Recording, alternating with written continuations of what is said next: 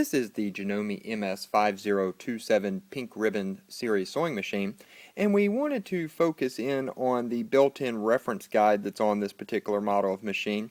Everything on here is color-coded, and one of this machine's nicest features is you can quickly go to one of these particular stitches and it will give you the recommended width and length settings, so you don't have to fumble through the instruction book. You know where its optimum width and lengths are going to be, and of course you can adjust those to your liking or to customize the stitch. For example, right now we have it just on a straight stitch.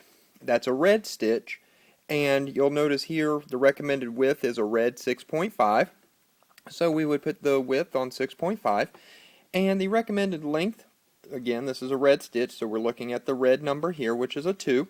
And that is just a good, and you'll put it on the number 2 here, that is just a good average straight stitch. But you'll also notice from 0 to the 4, there's a big long red line.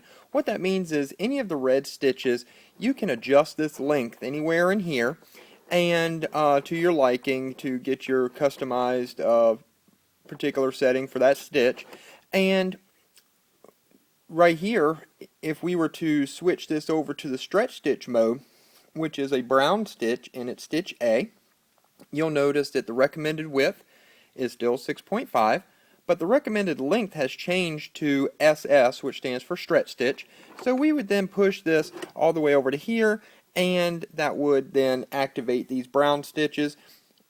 For the recommended length on all your stretch stitches, you're always going to have it on the brown stretch stitch setting here, and you'll notice that it's brown. It matches with the brown here, it matches with the brown here in the reference guide.